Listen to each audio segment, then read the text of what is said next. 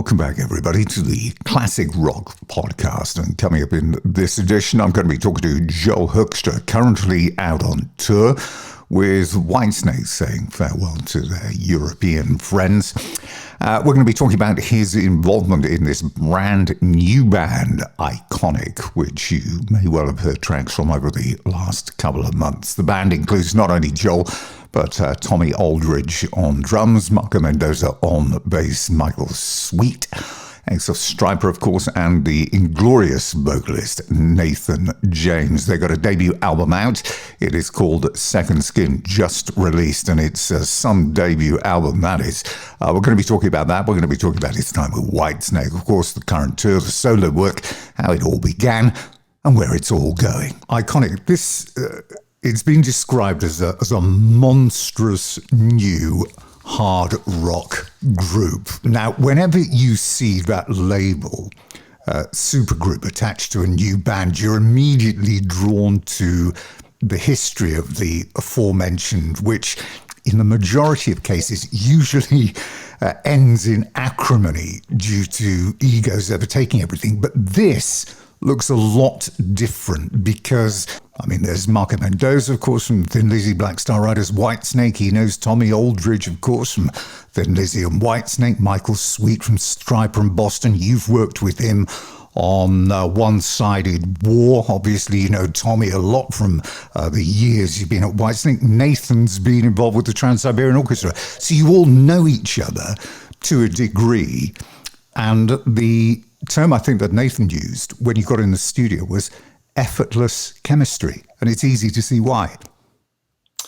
I mean, I feel like the fact that everybody had a hand in the writing, most of us had a hand in the writing, and the fact that everybody just essentially got to play like themselves. The album wasn't quote unquote overproduced. It was basically just everybody do their thing.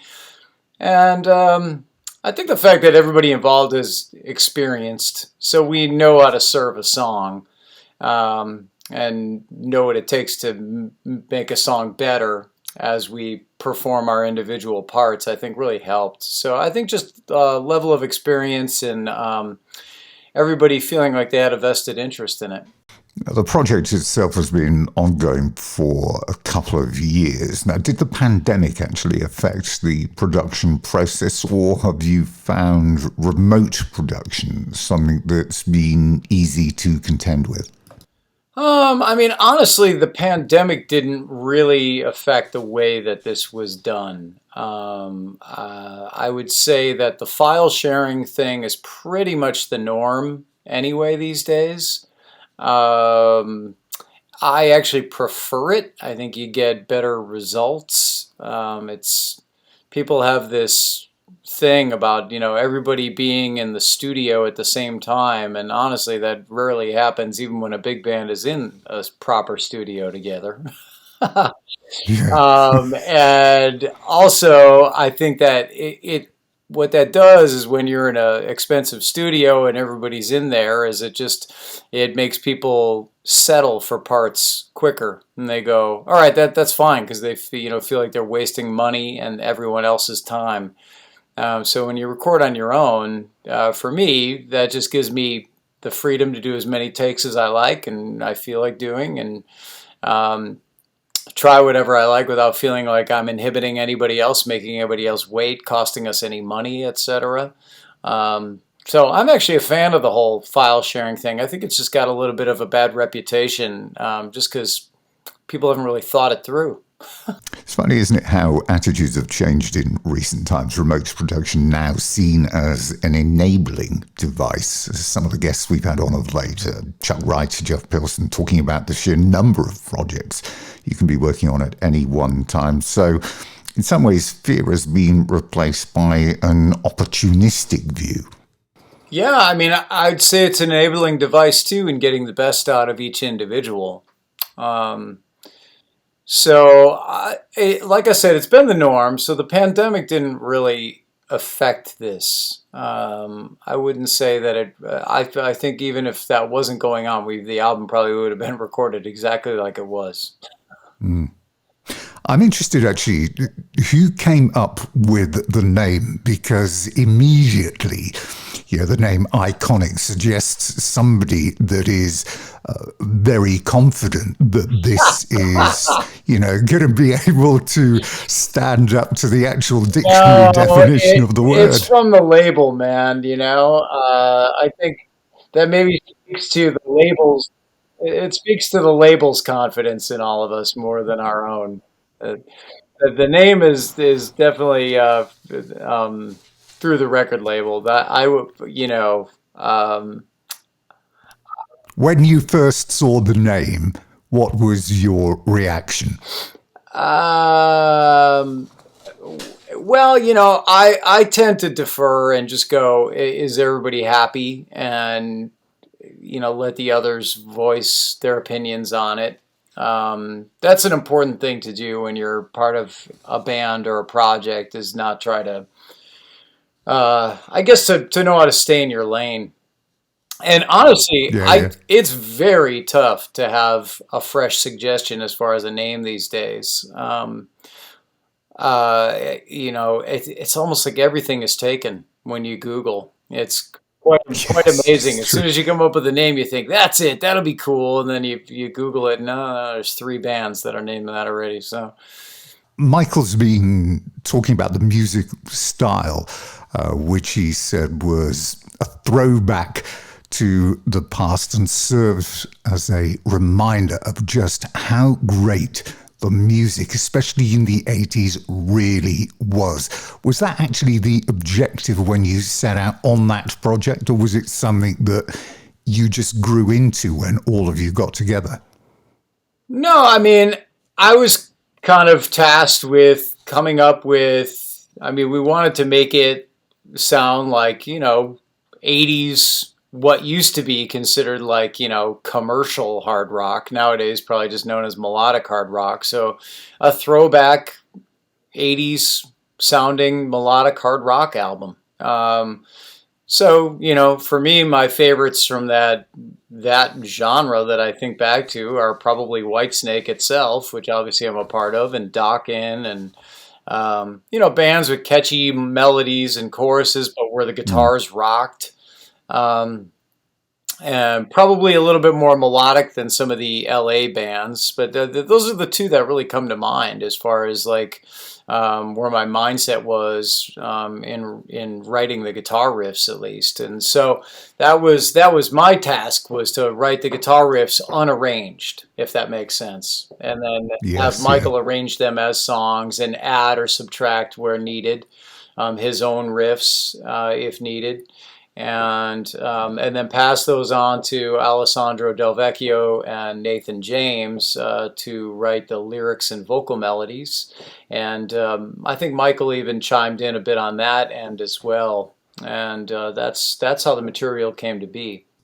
Yeah, it is well that it takes you back to those Whitesnake 1987 days in all of their glory. And at times there is a similar style between David Coverdale and Nathan, who has obviously a significant vocal prowess.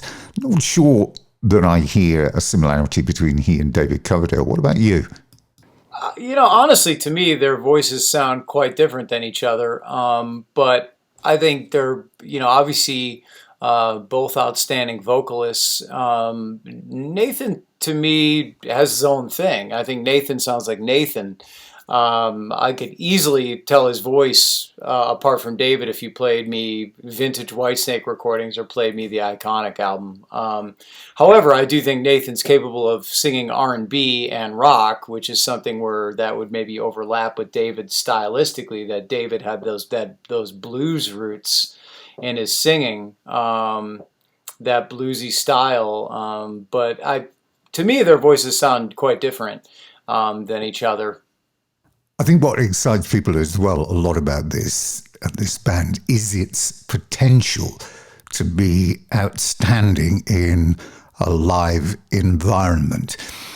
it's not going to be easy with all of your different projects. I mean, you have Whitesnake, you've got TSO going on as well.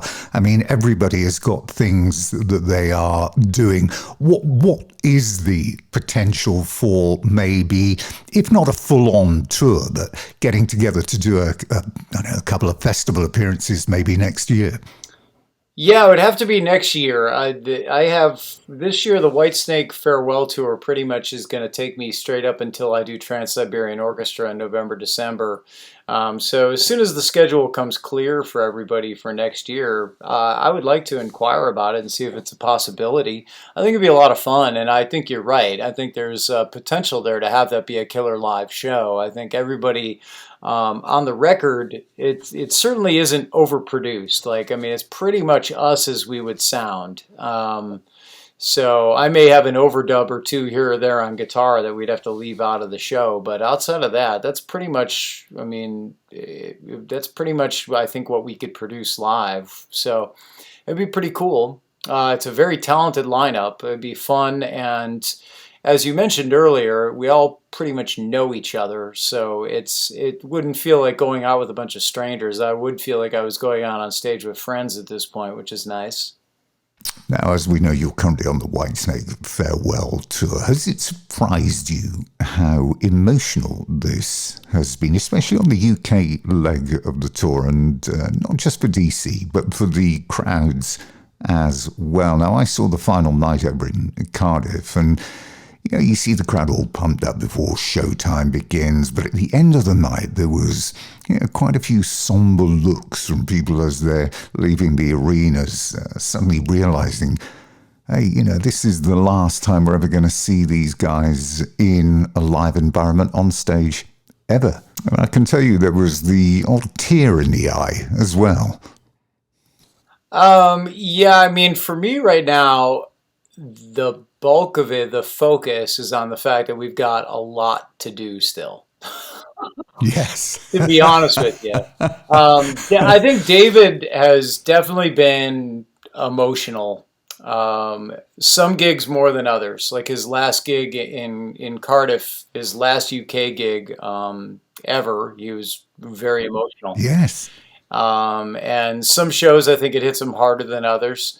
Um, Speaking for myself as a band member who's looking at about 2 years of gigs to do for this, um, I'm more thrilled to be back with everybody, the bandmates that I've known, and to be working Yeah, with the yeah. new bandmates and focused on just trying to do the best I can.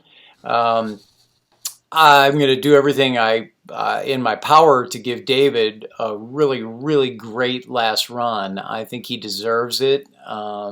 He's a wonderful guy, a legend. He's been nothing but fantastic to me in my time in this band. So I really would love to give him a great last run. Now, what's always been good about watching Whitesnake live and listening to them, of course, over the years, is there's always been some form of continuing evolution of the band. And this time around, it's no different. We have Tanya O'Callaghan and Dino Jelezic joining the touring party. How have you found working with this incarnation of the band and your new bandmates? Great. Well, I think they both fit right into that Whitesnake mold of being very talented people who also, happen to look real cool on stage and fit into the star mold that David likes to have across the board in the band. So, I mean, Dino's an amazing talent. He's most people know him for his singing, but they don't realize how good he is on keyboards and the fact that he's a great guitar player and bass player. And I mean, there's really no stopping him. He's got a really bright future ahead of him. I'm really happy to have this opportunity to work with him on this tour.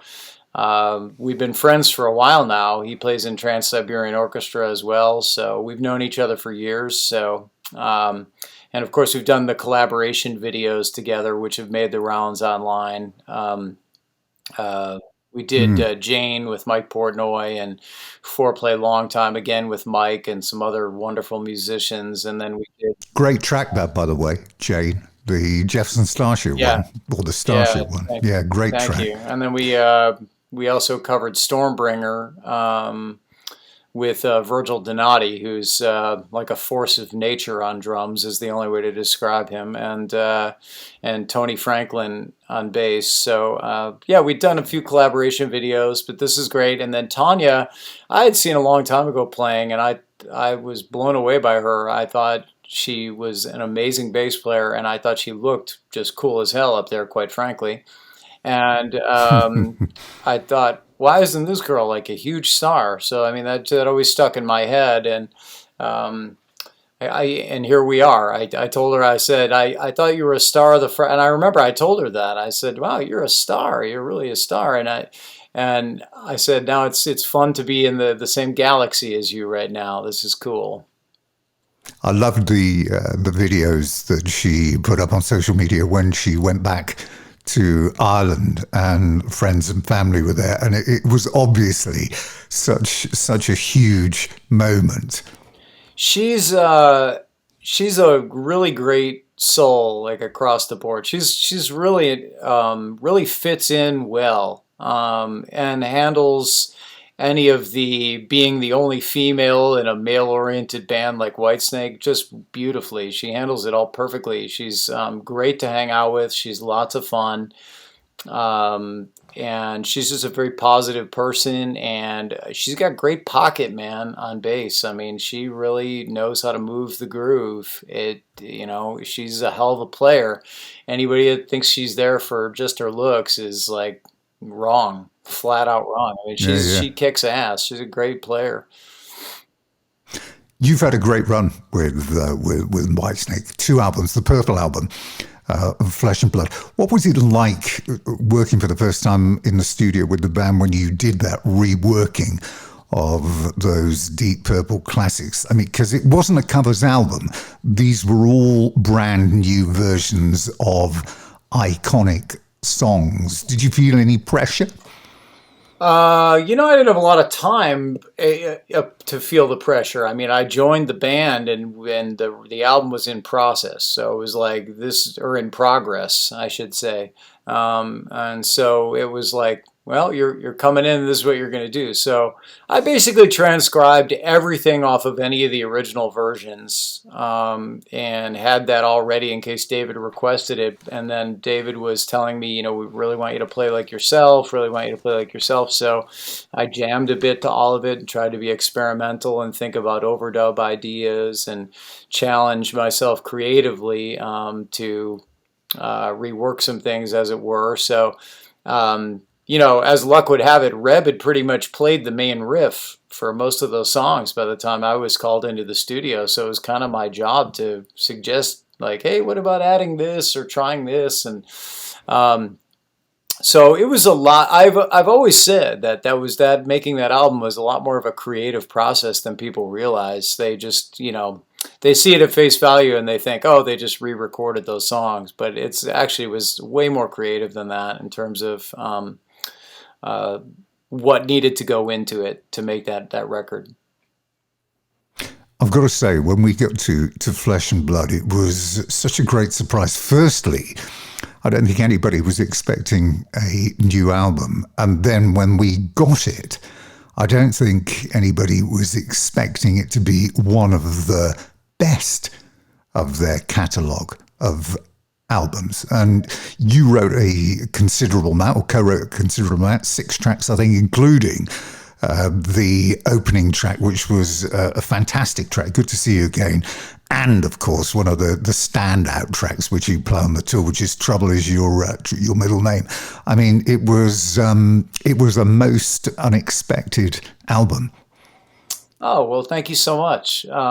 That's really kind of you to say. I mean, David was really gracious to allow me to be part of the writing on that. I appreciate that very much. And I think as we worked together on that record, he began to um, trust my input in that I was more about, I was a big picture guy and not necessarily like turn up my guitars, turn up my guitars.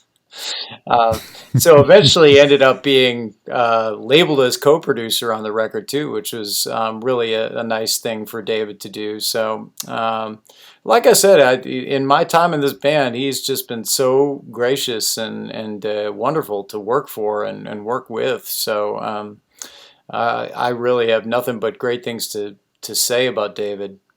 I suppose anybody that was looking for a crumb or two of comfort as Whitesnake retire will be cheered to have heard David saying that, listen, we might be we might be retiring from recording, but we're not retiring from the studio, and that there are plans. There are plans for Whitesnake after this tour is completed. So do you see there potentially being something new, or is that just too far in the future? It's too far in the future. Like I said, I'm looking at 2 years of shows that I need to focus on playing the best I can, and doing the best I can. Obviously, not just for David and my bandmates, but for the fans. Hmm. So yeah, I'm pretty much like solely focused on that. And then David's, he likes to stay busy, and I would not be surprised if something pops up that where we're united and we do something. What that's going to be, I honestly don't know. I'm not holding anything back, and obviously that's entirely up to David what he wants to have happen. But whatever it is, I'll be there to support him with it. Now, I wanted to touch a bit on you because you had an interesting background. Your parents both classically trained musicians. The name Hoekstra, Dutch origin Yes. from Yep. Friesland, so Well primarily. So, done, well how done, far is it? sir. Well done. You did your research. Yeah, northern. Yeah, well, it's the The Hook, hook. isn't it? That's right. Yeah, Yes. and the home football team is called Herenveen, Ah, that play in the blue shirts with the lilies on. So did your parents come from Friesland over to the US, or was it further back in the family tree? further back enough that I don't know when it was. The thing about the States is that the Dutch communities tend to be fairly tightly knit, especially in the Midwest, where I grew up. There's pockets of uh, just Dutch people still, like where everybody lives together in one area. So I think that's how I ended up really being 100% Dutch in terms of my lineage. Obviously Dutch American, but Yeah, yeah. nonetheless, I do believe 100% Dutch in terms of my family tree history.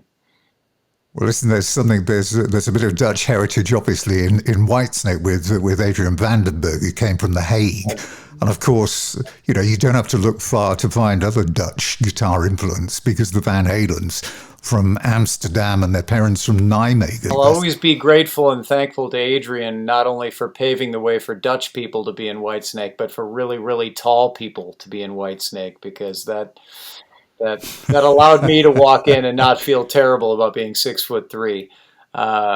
As Adrian has me beat, I believe, even by a couple inches or a few inches. Adrian's taller than I am, so I thought, because sometimes 6'3", you can be a bit too tall to join a band. I say, Yeah, yeah, too yeah, tall, yeah, too yeah. tall. Especially, I remember in thinking it through, I thought, wait a minute, Adrian Vandenberg has been in that band. Come on, man, he's taller than I am. I got to be all right here. and your parents had you learning the cello aged 3 and the piano at 7. I mean, did you put up any resistance whatsoever? Oh yeah, a lot. I didn't enjoy it. I was too young, and I think they probably had high hopes that one of their children was going to be a classical virtuoso.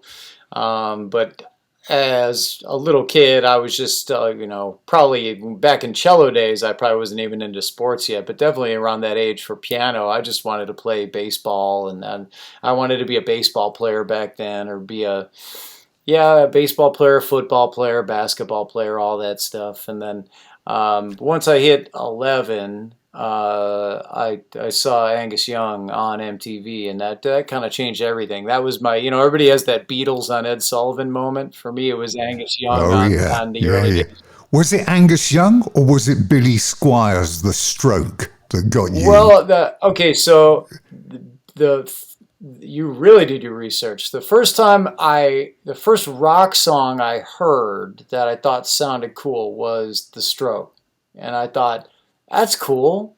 I kind of like that when I was young. I remember my neighbor had it blaring out of his car or something.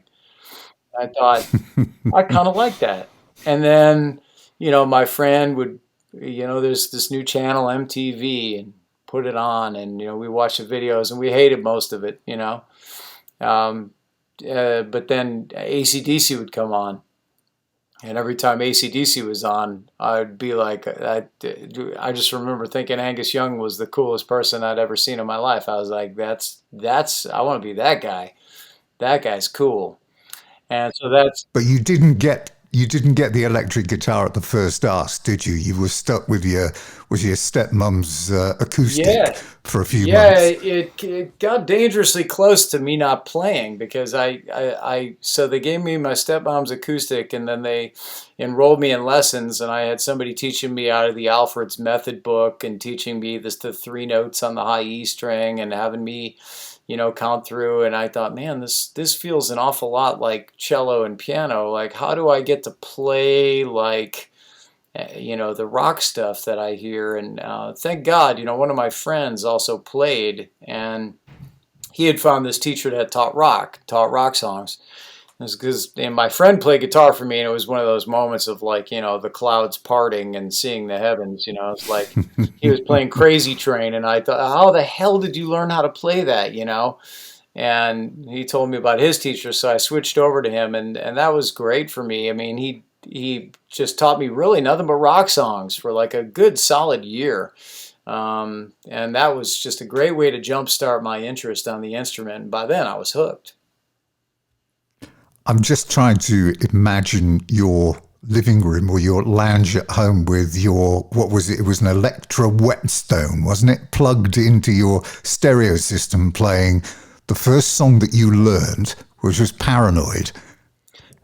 Were your parents impressed? I'm sure they were less than impressed that I was playing. I think it wasn't even. It was only really the da da da da da da da da da da da da da da da. So what are we talking about? Four measures of music, over and over and over and over and over and over and over and over and over and over. I mean, just like hours a day.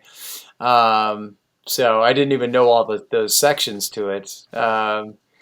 But they were less than impressed, I'm sure, being impressive musicians. But then, soon enough, I think soon enough they realized that I was serious about it. I mean, I was at it hours a day from the go. Really. And that moment that you stepped out on stage for the first time with your band Outcry, which good band name, by the way, for a first pick. Do you have vivid memories of that time? Oh yeah, yeah, definitely. I mean, 15 years old, terrified, so scared. I remember not being able to move. Like my feet just like felt like they were glued to the stage. And it's horrible stage fright. Something I still actually struggle with. People are always surprised when I say that because they think I'm so outgoing on stage. But I think I'm so outgoing on stage because I generally have that much energy pumping through me that nervous energy in a way that's what I almost need to do to release it, if that makes sense. Yeah, no, no, very much, very much. I just want to mention your solo work, in particular your most recent album, Running Games, which gathered some really great reviews from all over when it was released last year. And I think for good reason when you look at the cast list, the ensemble that you got in there. So again, we've got, great album of great works, which, maybe deserves to be heard. That's actually been supported once live on the Monsters of Rock cruise. Back then, it was only the Dying to Live album that was out. but we did do a gig. It's actually happened, believe it or not. And both singers were there at the time because Jeff Scott Soto sang half of the lead vocals on the first album and Russell sang half. Yeah. And this second album, Russell, I decided it was probably less confusing to just have one lead singer. So Russell did all of it on the second album. But So was it caught on camera? yeah, it's on. You can. The footage is on YouTube. You see on Made for YouTube? quite an interesting set, because with Vinny Appice back there on drums, that meant we, could freely associate ourselves with doing a Black Sabbath or a Dio track, and obviously with myself in the band, feel relatively free to do a Whitesnake song or two, and that made that was nice to be able to throw that in and not just play all stuff that people were like, I don't know this song, I don't know this song, I don't know this song. And gave everybody a feature, kind of like happens in a Whitesnake concert, and give everybody a solo and some room to play. And it was a success. I mean, we packed the theater on the cruise, and people loved it. And so, what is left when you look back at your 30 odd years plus involved in the music industry? What is there left that you want to achieve? Objectives that you have, somebody that you would love to collaborate with, maybe, or play with? Is there anything there that you're going for or aiming at? No, I think that the main thing is to try to be productive every day. This is something that I say in like every interview, so a lot of my fans are sick of hearing it, but it's the way I approach it is to try and be productive every day and do the best you can at every turn and then see where life takes you. You just never know where you're going to end up, and it's not always what you picture. And sometimes, even though it's not what you pictured, it's really, really cool. And my prime examples that I give for people are ending up playing on Broadway in Rock of Ages for over 6 years. That really changed my life financially, and changed in terms of exposure and people knowing who I was. And I never, as that 11-year-old kid playing Paranoid, was thinking someday I'm going to be on Broadway. So just to point out the absurdity of it, and to show you how strange life can be sometimes, but yet it turned out to be a really big break for me and something that was very cool. And the other example I always give is playing with Cher. I mean, I think that's something that never as a kid would I've gone, someday if I practice really hard I'm going to be Cher's guitar player. But being able to fill that role for a few years was a real blessing for me, to be able to work with an icon of her caliber. And those are the weird things that work out, and that's just the way life is. So you never know what's coming. It's more or less like, can you just stay productive every day and ride the wave? Lastly, then, here you are a family man. You've got 2 children. Have they shown any signs of interest in following you into a musical career?